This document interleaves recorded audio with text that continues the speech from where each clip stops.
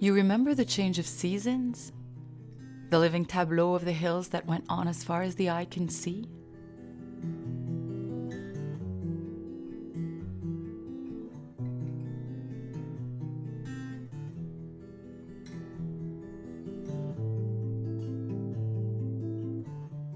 You have been through these same hills from season to season so often that they have become part of you.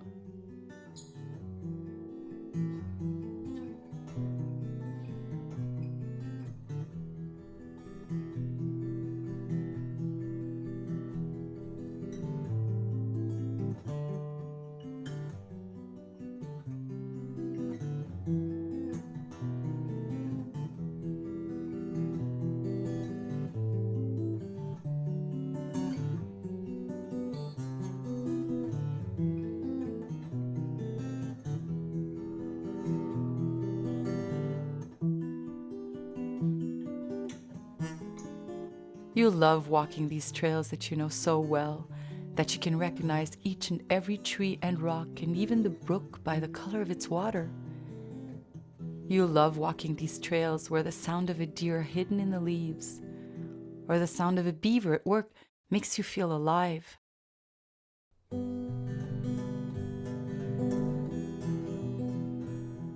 At dawn, you would go to the top of the hill to see the sunrise through the mist in a riot of pink and red. The wind would transform you as you heard the whistling of the cold mountain air. Alone, in silence, you melt into this ethereal landscape. You could be the morning itself. It is not quite as pure as it once was, but traces of the primordial forest are still there in the wind, the trees and the mist at dawn. Traces which can still be found in the silence between the rustling of the leaves.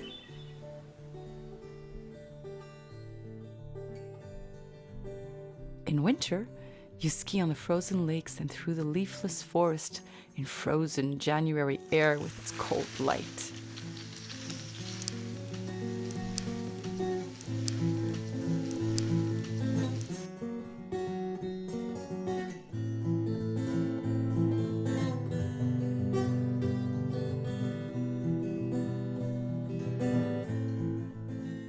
On other days, you bike along trails that follow the hills and its ridges. You find beauty everywhere, at all times, and in every season.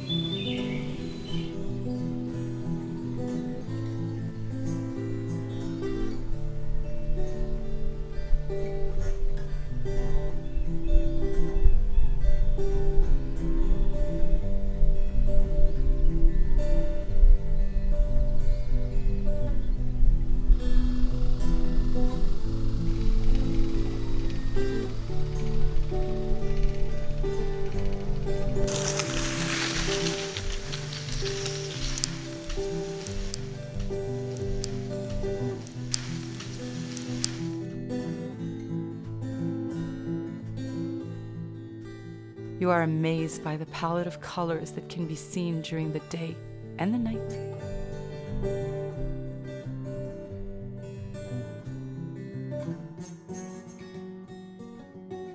Nuances in brightness and in darkness, colors of spring and of winter, white snow, blue rain, clouds that muffle the sounds rising out of the ponds, pale rays of sunlight through the morning mists, threads of moonlight spilling onto still water, wildflowers of every color lining the trails.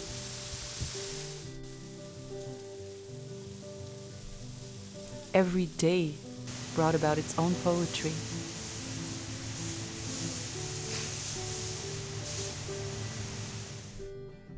Life needed nothing more.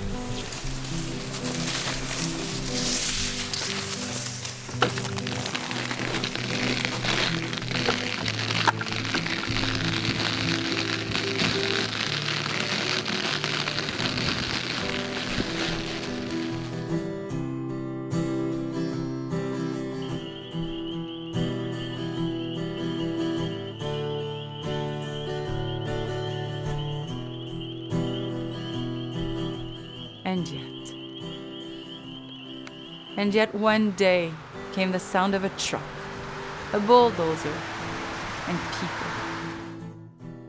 And yet one day, without warning, there were no trees, no life, just progress as far as the eye could see.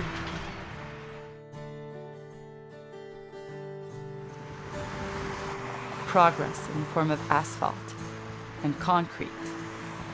Progress which escaped from the city and killed the lake and the forests and the meadows to make room for cars.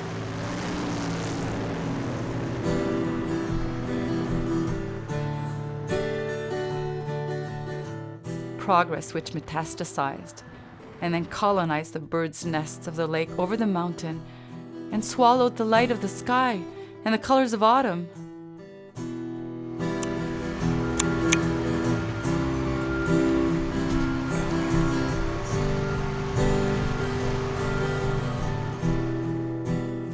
Progress which stole the silence of the hills, the breeze in the trees, and the flight of the hawks over the peaks.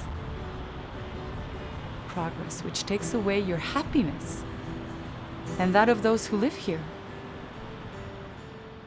Your grandchildren will never see the trails which lead up to the cabin in the clearing just north of here. The trails are dead, as is the mountain you were to climb with your friend, as is the forest and the brook you were to discover with someone you love. Dead also is the silence of summer evenings and the ridges of the mountain you once loved. The sound of the bulldozer has rendered you deaf. You can no longer hear your heartbeat. It suffocates in the noise of progress.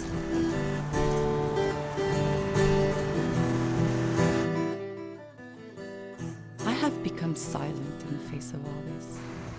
I can no longer suffer to speak of the so-called progress of men and women from here or afar. The earth has turned.